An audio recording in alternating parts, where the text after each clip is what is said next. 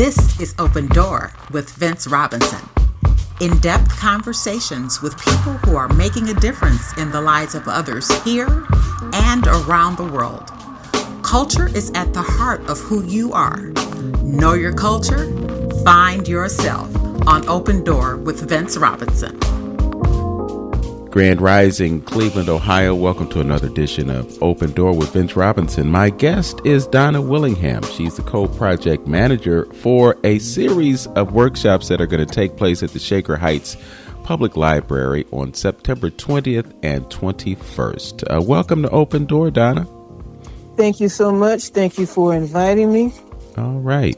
Glad to have you and glad to talk about this great event or series of events that you're going to have. Tell us, I think they kick off on the 18th. So what exactly do you have going on? On the 18th will be a virtual presentation by Dr. Carolise Frink Reed. She's a master storyteller in the Philadelphia area. And she will be talking about the ethics of storytelling, because a lot of people don't realize that there are rules to storytelling in the storytelling world, and a lot of new people, they kind of learn as they go. You know, it's like you do something and you find out it was wrong, and you feel a little bad about it. So what we're trying to do is just introduce the ethics portion of storytelling before we actually jump into the meat of the workshops. Okay. And again, that'll be virtual. Okay. So you're going to do a virtual workshop, and then you're going to have two in-person workshops. What will those look like? The in-person workshop will be on Wednesday, September the 20th, 6 o'clock to 8 o'clock p.m. And that will be at the Shaker Heights Library. And that workshop will be conducted by Wanda Owens and Barbara Eady. The title of their workshop is Storytelling 101. And this is to introduce people to just what storytelling is all about, how to find stories, tips on how to learn stories, just tips on how to present your stories. So that'll be on Wednesday. And let me get my notes together so I can give you the rooms that they will be in, because they're going to be in different rooms. Okay.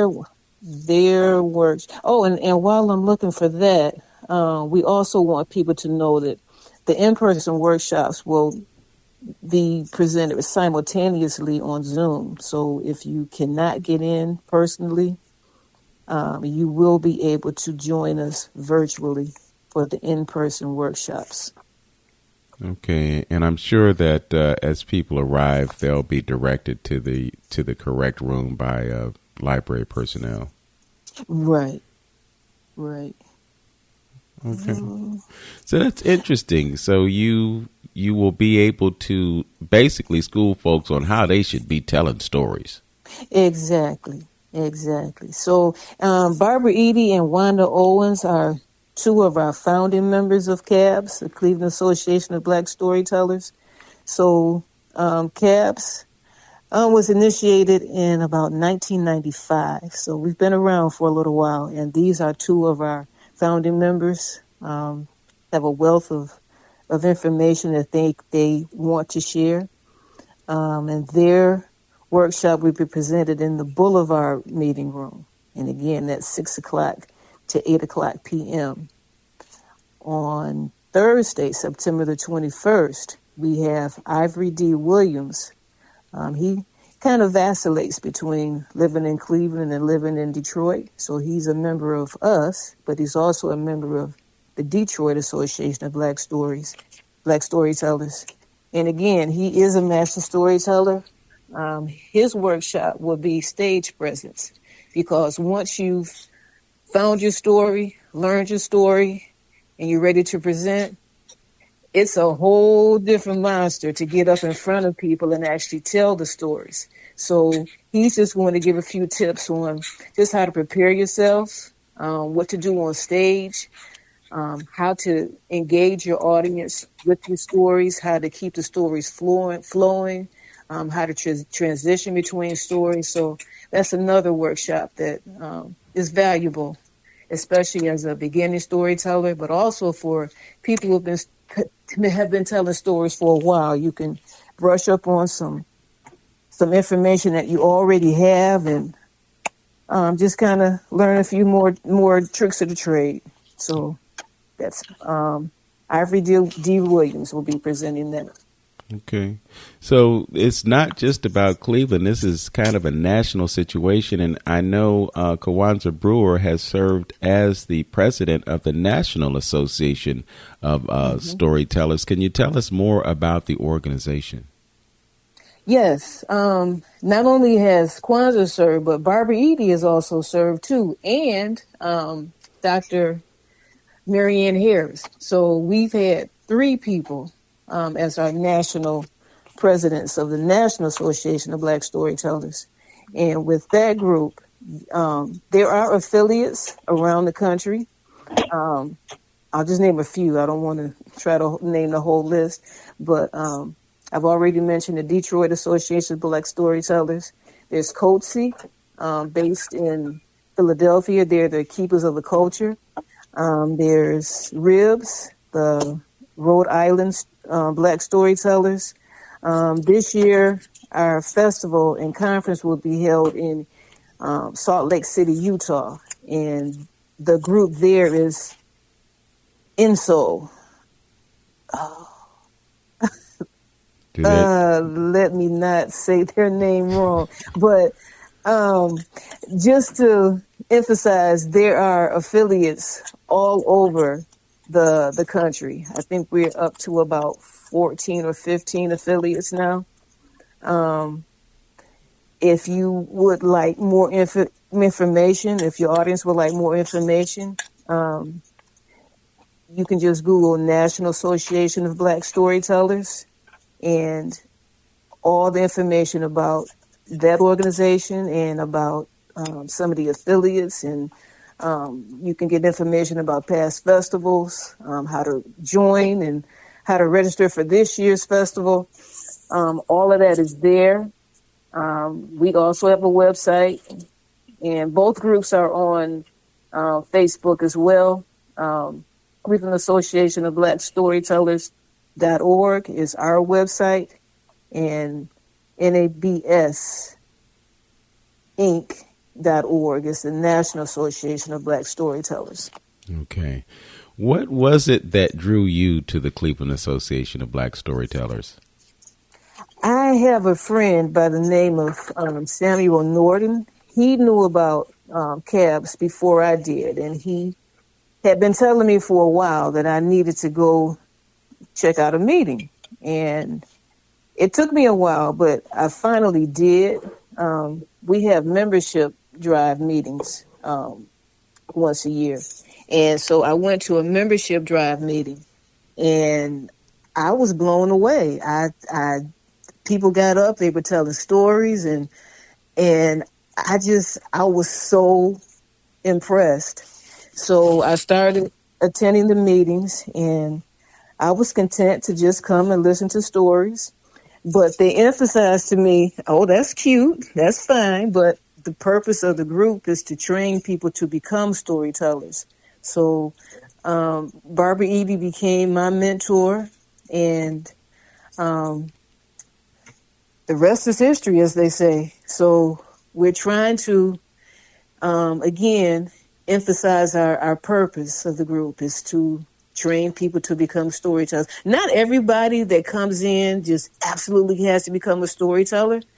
Some people, they just want to come in and lend support behind the scenes. So that's fine. We just want this oral tradition to be out there so that people understand that, first of all, this is our culture, and, yes, come in, embrace it, learn from it. Try to share stories with your family.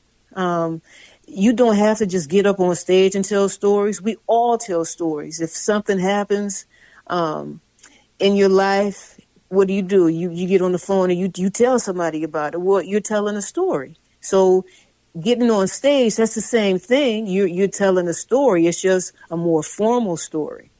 So what we're the purpose of the workshops is to get people comfortable with learning stories and getting up in front of an audience to pass on, some folk tales, some personal stories, some historical stories, whatever your personal genre is that you like to focus on.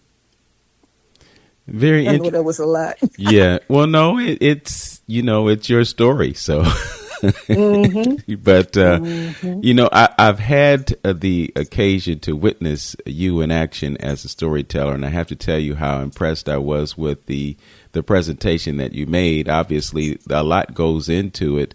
What does it take for you to learn a story that may be 10, 15 minutes in length? First of all, if it's a story that really speaks to me, then I have a feeling that, this is something I want to tell. And I know other people may have the same draw to it that I have. So one of the first rules of storytelling is you do not try to tell a story word for word from the book. All right, because you would drive yourselves absolutely nuts trying to concentrate on those words. You concentrate on the essence of the story. What is the story about? And stick with the storyline, and you can make changes in the story, but it has to make sense. It has to make sense to the story to help it flow. So I may take a story, and if the characters in the story don't have names, I might give the characters names myself. I might change the place of where the story took place, or if it doesn't specify where it took place, I may give it a place to take place. One thing that I try to always do, if there was something in that story that was really important, that I do try to learn word for word. Like if a character says something to another character and it's pure wisdom, I make sure to say exactly what that character in the book said. But it does take work. You have to know the story. You have to understand what the message in the story is and make sure it's getting across to the audience. And like I said, with the presentation that R.V.D. Williams is going to focus on is how to actually present the story on stage. So, for me personally, once I know the words of the story, I can focus on how I'm going to deliver it. Like, am I going to put a song in the story? Am I going to put a chant? Is there going to be a call and response in the story? I naturally talk with my hands, so I don't have to concentrate on that at all. My hands do what they're going to do, but I make sure to concentrate on the words. And the more I tell stories in different places and I get to see audience reaction, I know what's working in the story and what needs to be tweaked for another telling at another time. So that's my personal way of learning and telling stories. Well, there's another story that we're going to have to tell at another time, and that is the story of Donna Willingham. You have opened up a new realm to those who are new to storytelling, so I really sincerely hope that they'll take advantage of this opportunity to learn storytelling. So they'll be able to go online on Monday and witness a virtual workshop. They'll be able to come to the Shaker Heights Library on the 20th and the 21st of this month and in person learn from some of Cleveland's best storytellers. I know that it's kind of like a rock star situation because you have storytellers of national prominence that everybody wants to see. So I commend you for putting this together and look forward to viewing it and perhaps even attending. You will be able to get more information by going to their website and also to the Facebook page, and you'll get all that you need to know about becoming a Black storyteller in Cleveland. Thanks for joining me on Open Door today, Donna. Well, can I give you one last bit of information? Because we're encouraging people to register ahead of time. Mm-hmm. It's not absolutely mandatory, but just to give us an idea of how many people may be coming in. The workshops are free. You do not have to be a storyteller. You do not have to live in Cleveland. You can tune in virtually. But you can go to Eventbrite and register that way. And what would they look for on Eventbrite?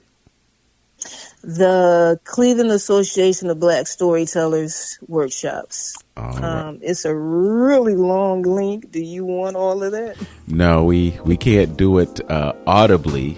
We might be able to do that visually, so we can include that when we post this to Facebook and YouTube. But once again, thanks for joining us. Oh, you're so welcome. Thank you for inviting us. All righty. Open Door will be right back after this on 95.9 FM WOVU, Burton Belcar Community Radio. The best thing Tri-C did for me was give me opportunities. The workforce program prepared me for the career I have now. I got a job in the aerospace industries where I work on CNC machines. I have 3 younger brothers. I want to teach my brothers, hard work actually pays off. Come to Tri-C. It's a great stepping stone to wherever you're trying to get to in life. My name is Chris Grooms, and I got my start at Tri-C. Start now at tri-c.edu. This message was brought to you by WOVU 95.9 FM at Burton Bear Car Community Radio Station.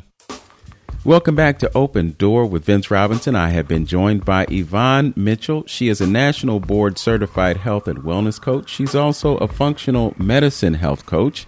And just to give you a little background, I encountered someone who thought it was important that I connect with her.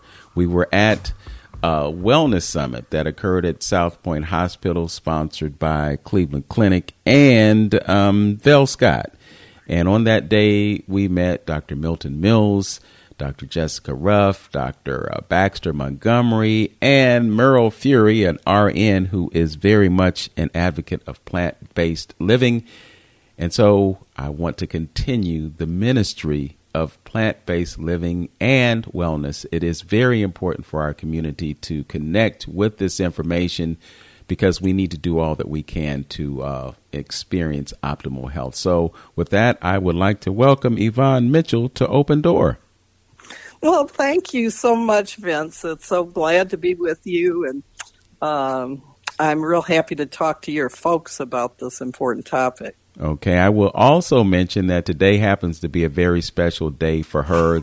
This interview is being recorded, but it just so happens to be her solar return. I'm not going to ask her how old she is, but I do know, just based on the conversation that I've had with her, that she has life experience, she has wisdom and knowledge, and she is prepared to share it with you today. So with that, let's jump right into it. So you are a National Board Certified Health and Wellness Coach. What does that mean to the folks who are listening to us right now?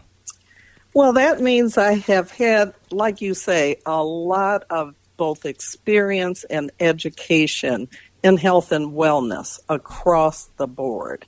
And I've had, years of training and, as it turns out, a lot of experience.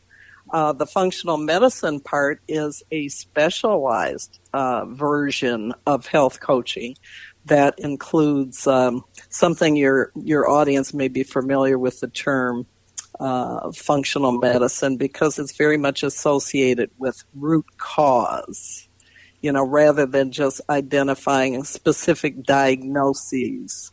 It also helps you understand, well, why do I have that? So what is the root cause of my chronic illness or my other kinds of illness? Yes. So, yeah, it's kind of interesting because it is antithetical to the allopathic medical practice in general, because they often focus on the symptoms and treating the symptoms rather than getting to the cause of something, because, well, if you eliminate the cause of something, then there's no need for treatment. Yes, that's very, very, very true. And, I had my own personal experience as I was 5 years in functional medicine at the Cleveland Clinic. That's a division of the Cleveland Clinic. And after I left, what was supposed to be to go on to do something else, I said, I think I need a workup myself after years and thousands of patients.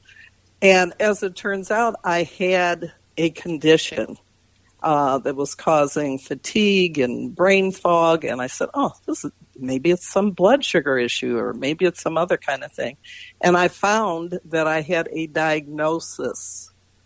Okay. And instead of, the functional medicine doctor going right to the allopathic solution kind of thing, prescriptions, pills, that kind of thing, they said, well, why do you have that? Let's look further. And there was some testing, and we found out that not only was there a deeper issue, but there was other issues that caused that deeper issue. And that's the kind of thing that we explore in functional medicine. Okay, so could you disclose what your disability was? Yeah, what happened was I was experiencing, as I said, fatigue and brain fog. Like I was having problems finding words and different things. So what ended up happening is the test revealed that my blood work revealed that, you actually have a pretty serious kidney condition. So I had a diagnosis of stage 3 kidney disorder. And it was at the very, a very high end of that situation. And as it turns out, my individual doctor had been a previous nephrologist, which means she specialized in kidney disorder. So I expected, even after 5 years of being in functional medicine, she would whip out her prescription pad and start loading me up to fix my kidneys. Right? And she did what? And she said, yeah, but why is that? Why do you have that? So she said, we need to look into this further. So she did a pretty extensive interview with me, the kind of thing that I was used to looking at from other patients. And she found out, based on my discussion, that, I did have a situation that could progress into blood sugar disorder, but I had been on that, so that, that wasn't happening. But what I had had was some exposure to mold. And it had caused my body to really have a problem filtering out, the normal thousands of toxins that we have in our day-to-day living. And so we worked on that, and some other, you may have heard the expression gut health, leaky gut, those kinds of things. And she found at that point, because of the problem I had filtering toxins, that I also had some gut. Here's another big word: dysbiosis, which means things not working and not connecting properly. So we worked on that. We never did take a pill. There was no direct focus on my kidneys, and I went from this pretty high situation with a kidney disorder to back into the normal range. Still something to watch. And usually kidneys don't go that way. They go in the other direction and lead to other necessary treatments like dialysis. And I went the other direction from that. Okay, so you didn't use pharmaceutical substances. What did you do to treat your situation? I did the stuff that I've been working with these patients for so many years. I worked on foundational lifestyle factors, some supplements to kind of build up nutritional deficiencies that I had because I was unable to process my proper nutrition. So that was built up a little bit. And I already ate very, very well, but they tweaked it a little bit. So I went from 95% great to 100%, because after all, I'm a health coach. I know what to tell myself. Right. So I ended up, eating really well and the whole situation, which I hadn't had any symptoms that I was aware of, but something that I had determined over the years was just a periodic low back pain really was where my kidneys were. They were a little sore, and that has dramatically improved. Took a while, not very long, but it did take a while, and I have been all the things.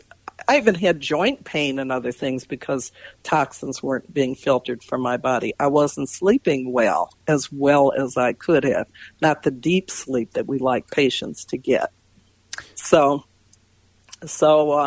and when I was able to pull those things together, next thing I know, I'm feeling good and feeling full of energy again.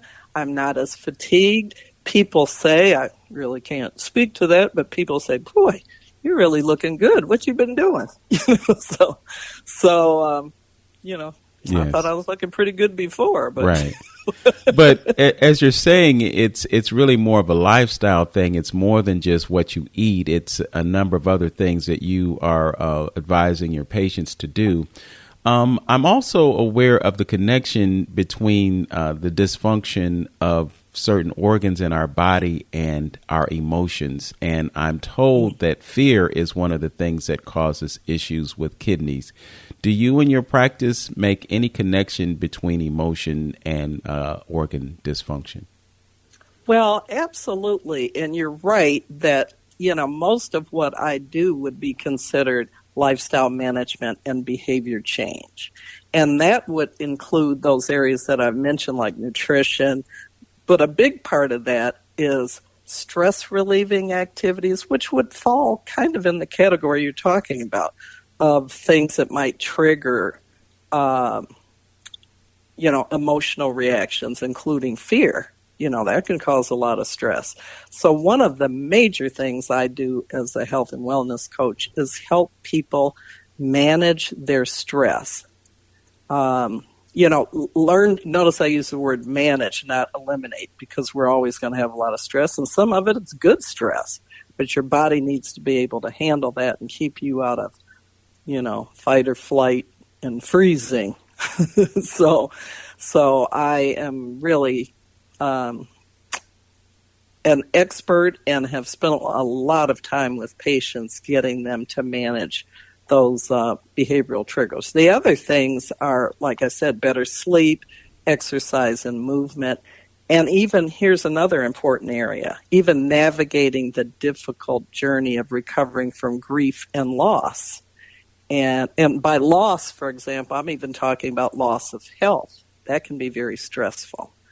And probably during that time when I was feeling so fatigued and all those other things were going on, my body was reacting to that like, what's wrong? I'm used to being able to function well, and I'm high energy, and I'm not. And that was stressful. I didn't even know I was under that stress. Yeah, it's really interesting as you point this out, because, there are people that I know that have difficulty sleeping. And so when you have that difficulty, your natural inclination is, well, maybe I can take something that will help me sleep. Or maybe you might think, well, some lavender oil and an oil diffuser or something like that. But then, as you said, it was a kidney issue. So sometimes it's just really important to have a really thorough diagnosis of what's going on in your body so you can figure out why you're having those issues. And allopathic works sometimes, but sometimes you have to take a different approach, and perhaps functional medicine might be that. We're going to step away for just a few moments and continue our discussion. And I'm telling you, this is just vital information folks need to know, and they need to embrace the concept and the idea of lifestyle change, because, the definition of insanity is keep doing the same thing over and over and over again and expect a different result. And if you want results, sometimes you have to switch things up. We're going to dive in more. We're going to go down this rabbit hole called holistic medicine when we get back. I am having a great conversation with Yvonne Mitchell. She's a national board certified health and wellness coach and functional medicine health coach. And we'll continue this conversation right after this. This is 95.9 FM, WOVU. Burton Bell Carr Community Radio. Yo, what up? You already know what it is. Your boy DJ Chris Dawes. Yo, I got some important information to give you. Are you a resident living in a rental property or a landlord of rental properties within the city of Cleveland? Have you heard about the lead safe prevention efforts in Cleveland? Do you have questions about lead poisoning and why prevention is important? Don't know where to start? Don't know where to get help? Well, there's good news. There's training that is perfect for you, and the Lead Safe Resource Center is here to help answer all your questions.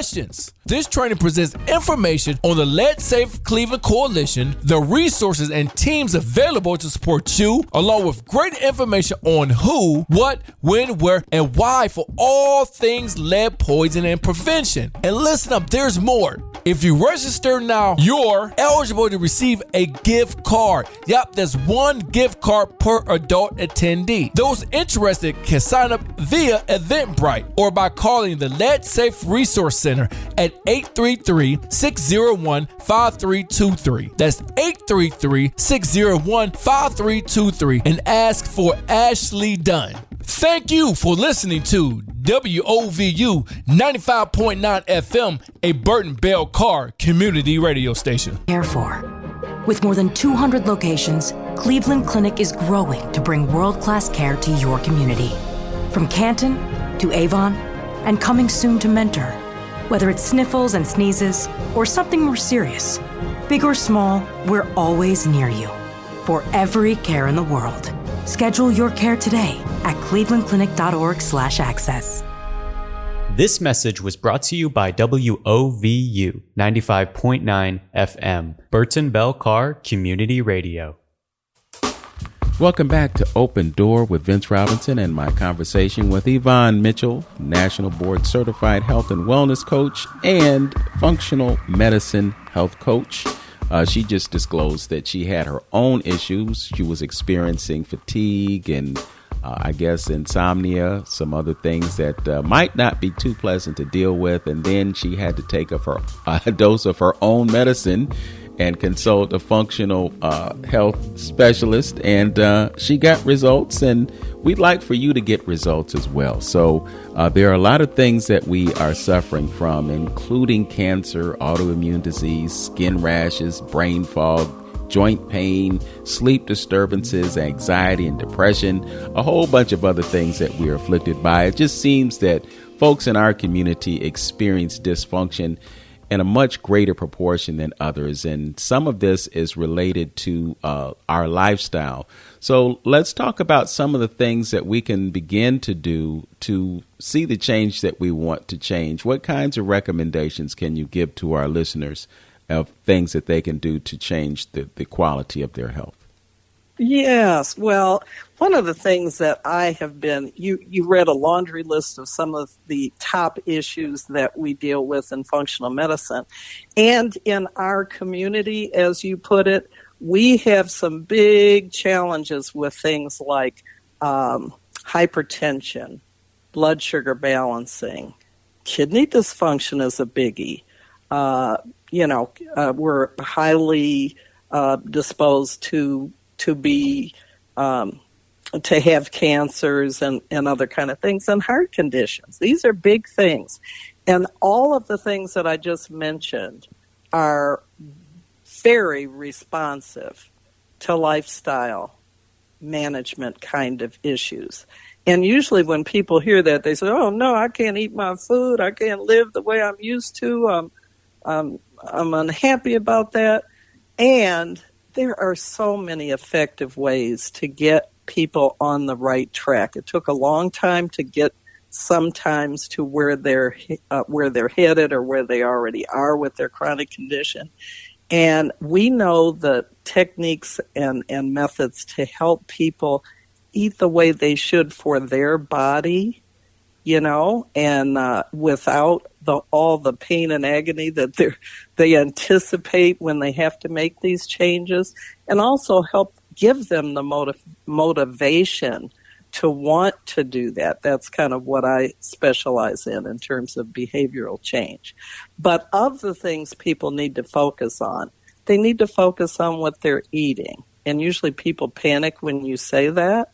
because they start having visions of all the stuff that they like. But, one of the things that I focus with people on is not so much eliminating things, which they will eventually have to do, but what do they need to add to enhance their health? How can they incorporate more whole food, as opposed to processed food? By the way, what are processed foods? Anything in a bag or a box or a can. So, and going back to real food like our ancestors ate. They tend to say, well, these are what my people ate. Yeah, they ate green leafy vegetables, but they were real. They weren't processed. And they didn't put processed things in them. So helping people identify how they can get more variety in terms of what they eat. Even people that are eating so-called healthy are eating the same 10 things. Like they eat the same thing. Yeah, I had some greens and I had a salad, but hey, how many more things can you put in that salad? How many more colors can you incorporate? Each one of those colors has a significance in terms of how it's translated in your body. Let's find some foods that are purple. Find some things that are white. Find some things that you don't even know how to, like, in recent history I discovered I've heard the term jicama, but I didn't know, boy, how delicious they are, they even look like, when they're not cooked, they look like little French fries when you kind of dice them up and dip them in hummus. And how to make hummus, that's chickpeas. So just involving people with more of their world and how to incorporate something different every day. Try to get as many variety as possible. Now, you notice I didn't say stop eating this and stop eating that, because if you start eating more of a variety of healthy, real food, your body stops craving things that aren't good for you. And they kind of fall away. And I help you in that direction. The other thing is getting better sleep. People are always saying, okay, yeah, but, I work second shift and my house is noisy and my community's noisy. And, how can I do that? Well, you can make sure that the room is cool and it's dark and that you go to bed the same time every day and you shoot for 7 to 8 hours of sleep, 7 to 9, and find out what your body needs in that range. And here's another biggie. Most people do not realize that most of the reason that they consider themselves night owls is because they're exposing themselves to electronics, televisions, iPhones, iPads, games right before bed. And that's stimulating. It's telling your body this is daytime. Look at all this light. Must be daytime. And so all these bodily functions that you need to have cleaned out overnight and get your liver processing and your food digested and everything isn't happening because it's daytime. It's waiting for night. So if you eliminate those electronics just before bed and calm yourself down in some way, even with those essential oils that you're talking about, or doing a quiet meditation, something like that, reading some dull hardback book, to get yourself in a sleep situation, that's going to help you an awful lot. Yes. Doing a little exercise and movement, building up from wherever you are. Most people know they can do a little walking every day, and the more of that you do, the better off you are. And add some more things over time with the help and support of your health coach. And even, the stress management, that's kind of a big thing. Most people don't like, I don't say most people don't like, but some people don't like meditation and all that. But there's so many great apps, 10% Happier. I love Aura, A-U-R-A. I do heart math. I teach people how to do techniques, self-hypnosis, those kinds of things, to deal with the stress in our lives. Everybody does that. I even have, I teach parents how to help their kids in that regard. So those are some of the things. And better relationships. Would you think of that as a category of something that needs work in functional medicine? Yes. Good relationships and how to build them also help you with your health in a very big way. Yeah, when you talk about eliminating toxicity, it's not just limited to the poisons that you take into your body. You also may have relationships with folks who are toxic, and their toxicity causes you stress, and then the stress causes you dysfunction. And so some changes have to be made. Just a couple of things based on what you just shared with us. One, you talked about not saying what needs to be eliminated, but the elephant in the room, from my perspective, is sugar. I was at my friend's birthday celebration yesterday, and there was this great big white cake. It was all white, so no artificial colors or anything, but I just couldn't help but think of all of the sugar, and then, I'm plant-based, so the cake wasn't for me. But, I'm just mindful of the fact that our rituals, our traditions involve things that are injurious to us. And I'm just wondering how we can perhaps redefine those traditions or those rituals so that, there's more benefit than harm, because that great big slice of cake, you might think, oh, it tastes good, but at the same time, it's something that is poisonous. It's something that affects your white blood cells. It's something that affects the body in terms of it functioning properly. So what can we do to push away from those kinds of things? That's right. Well, like I said, this is my birthday. So, it's all about people wanting to provide something sweet. That's how they satisfy that. But they also know I'm a health coach. So they invited me out for breakfast today. And then they were all confused. Well, what should we order? Oh, my God. What do you have for breakfast? That kind of thing. But the reality is that most people are becoming more and more educated about, how damaging some of these things are, especially, like you say, the sugar, but also the gluten in that birthday cake, okay? And finding things made from something other than wheat in the process. And there's plenty of things, and minimizing cane sugar in favor of things that have some, maybe natural sugar, is a help getting in that direction. But one of the things I encourage people not to do is to find fake substitutes for the poisons in their life, right. Because some of the fake stuff that's out there pretending to not have gluten and not have sugar has artificial sugar. It has, products that are even worse than gluten that are mixed in. And home in on what can I have that's real food. Yes. Well, as a treat. Yeah, just as you're saying, you can go to the store and find something that's like a hamburger, but it's not a hamburger. But when you look at the ingredients, it is processed food. And there are a lot of things in that process that are detrimental to you. So my thing is, if you want to make something that's like a burger but it's not a burger, make it yourself from ingredients that you know and can pronounce and can flavor to your satisfaction, and then you can have the same experience of having that burger without the danger. Fascinating conversation, and I'm telling you, you're dropping some real gems on the folks who are listening, and we definitely appreciate that. We're going to travel down a few more rabbit holes before we conclude, but we need to step away for just a few moments. So I'll just remind everyone that you are listening to Open Door with Vince Robinson.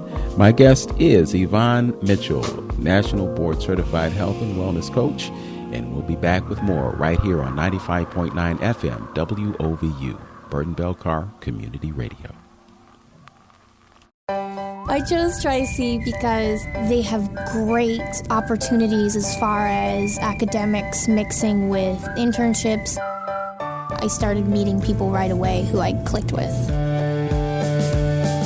And when I graduated, I received a full ride to Cleveland State and was able to start here as a junior. My name is Rebecca Grove. I earned my first degree at Tri-C. Start now at try-c.edu.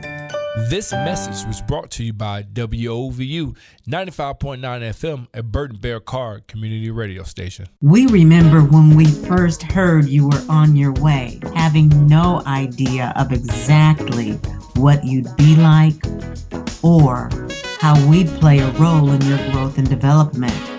But look at you now, 5 years old, making an impact in the community, and still, this is only the beginning. The best is yet to come. On behalf of the team at Another Look at Life with Stephanie, happy birthday, WOVU, the best station in the land. Hi, this is Tammy Payton, the CEO and founder of Pillars to Success Incorporated. You are listening to 95.9 FM WOVU, Our Voices United, Burton Bell Carr Community Radio. Welcome back to Open Door with Vince Robinson. I'm speaking with Yvonne Mitchell, National Board Certified Health and Wellness Coach and also a functional medicine health coach. I was really surprised to hear that functional health is getting the emphasis that it's getting at the Cleveland Clinic. You know, the Cleveland Clinic is one of the most renowned medical institutions in the world. People come from all over the planet to that hospital to get treatment for health issues and other things. And I do know that, you know, there is an integrative medicine component to the hospital, but I had not heard of functional medicine. So this is new to me, but I'm really glad to hear that that exists because we have to have alternatives to medical treatment. And I don't want to go down the rabbit hole of the history of the American Medical Association and the way, you know, chiropractors and naturopaths were just kind of disrespected in a certain way. And everyone started embracing this new idea that was associated with the AMA. So we'll leave that alone for right now.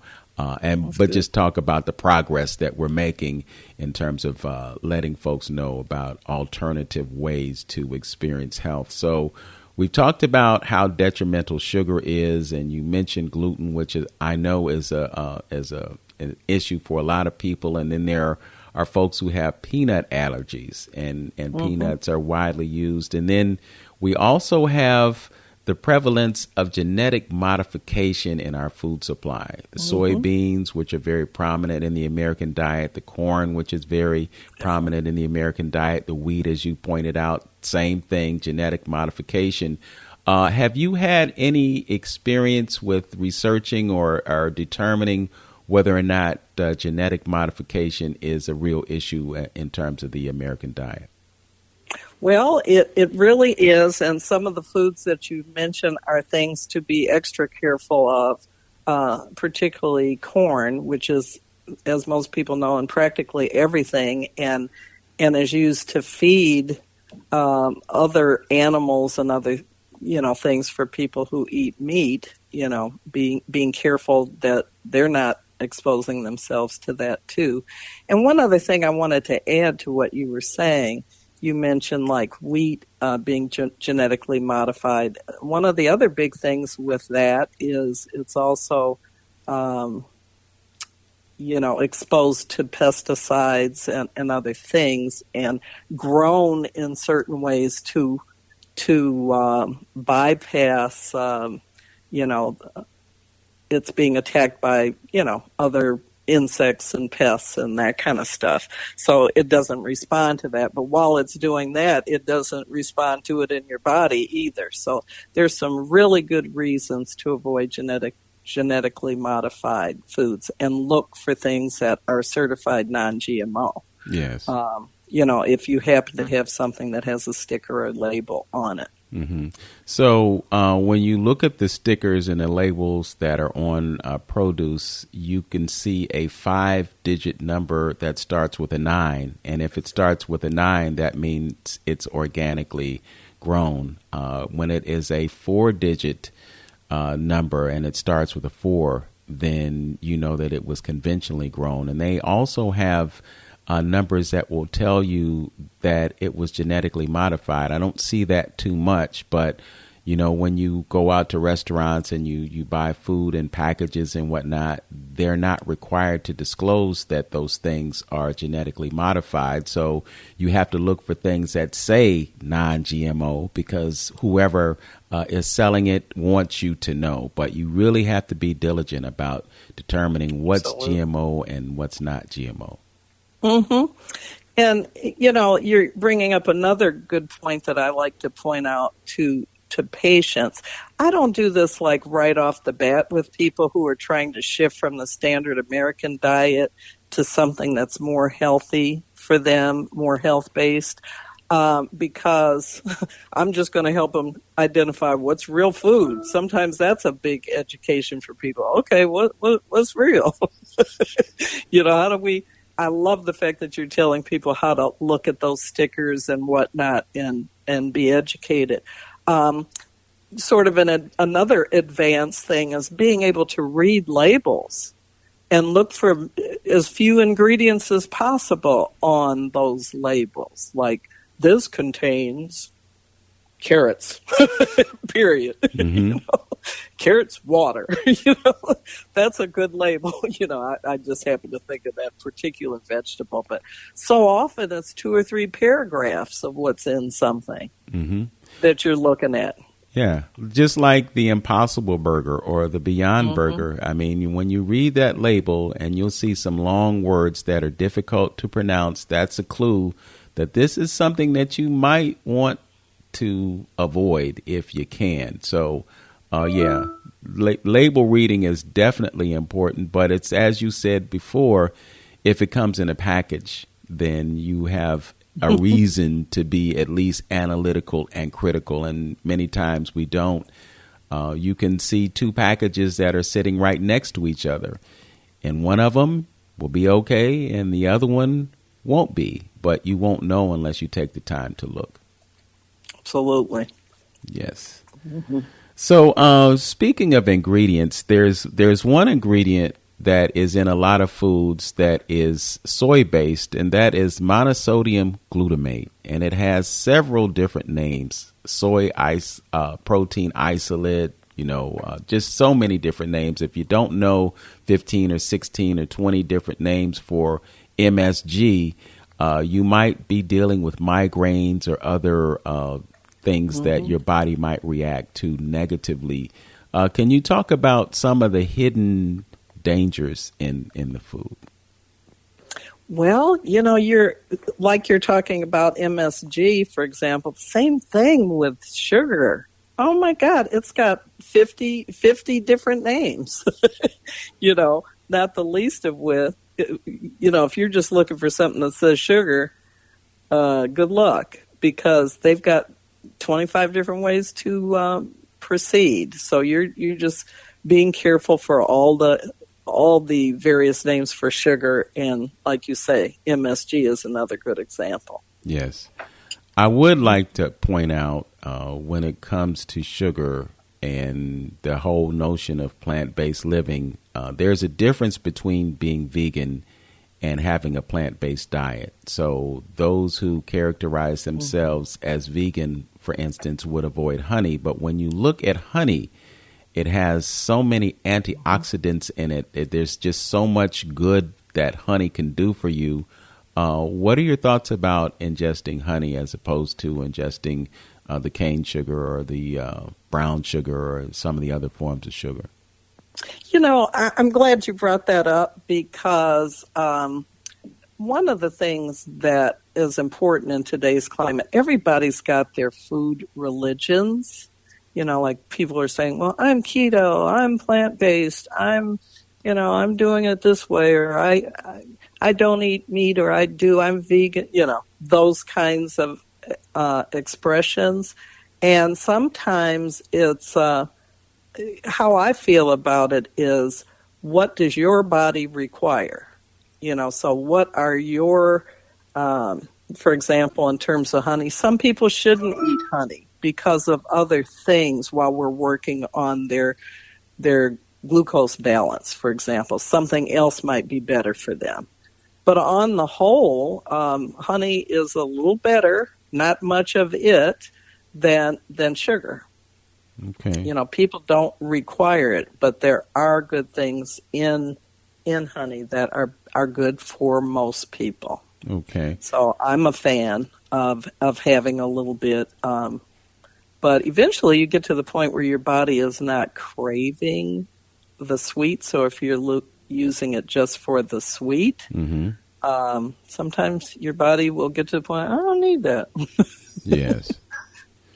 Well, there's also the idea of eating primarily fruits and some vegetables. And then there's the idea of juicing because of the fact that it takes less of a toll on your digestive system and it allows your body to recover because you're not expending energy in the digestive process. Can you talk about the benefit that comes from juicing? Yeah, there are benefits from juicing, and for some people it's the only way because they've got digestive weaknesses. But on the other hand, sometimes juicing, you know, you end up losing what helps people with things like blood sugar balance because you don't have the benefit of the fiber because that's been squeezed out. So, again, I am such a fan of personalizing what people should eat and not eat. Like, there are people like, for example, some cancer patients do better with juicing because of all the other assaults that are going on in their body. So that's actually better. That is a way for them to get quite a bit of nutrients all at once. And since sometimes their body can't handle the fiber. So, you know, just be aware in terms of juicing with what you are taking out. So picture what you have squeezed out and all that remains. A lot of that is the fiber that would keep you from having blood sugar spikes. Well, Ms. Mitchell, you've made a very compelling case for how important it is to consult a professional to, I guess, create a personalized plan for you. So talk about how folks can get in touch with you and take advantage of what you're able to do for them. Okay. So one of the ways to reach me, I am currently doing functional medicine, health coaching, and holistic cancer coaching for the Hyperion Functional Medicine of Northeastern Ohio. So Hyperion is Hyperion. And, just Google that. I don't have our regular phone number for that. But so Hyperion Functional Medicine is one way. The other would be to contact me directly through Creative Life Transformations, which is the name of my business that formerly was Grief Recovery and Health Coaching, and now is going to focus exclusively on, health and wellness coaching. So I can be reached there by email at To Heal Your Life, the number 2, Heal Your Life at gmail.com. Okay. And you can leave a voicemail for me for either location at area code 847-920-9165. Okay. Well, we'll be certain that regularly. All right. Yeah. We'll be certain to include those numbers in the post. And you can also go to HyperionFunctionalMedicine.com to plug into that platform and change your life. Do something different. You don't have to be all decrepit and broke down because you're eating the wrong things. Change what you're eating, change your lifestyle, and be healthy. That's my message to Cleveland.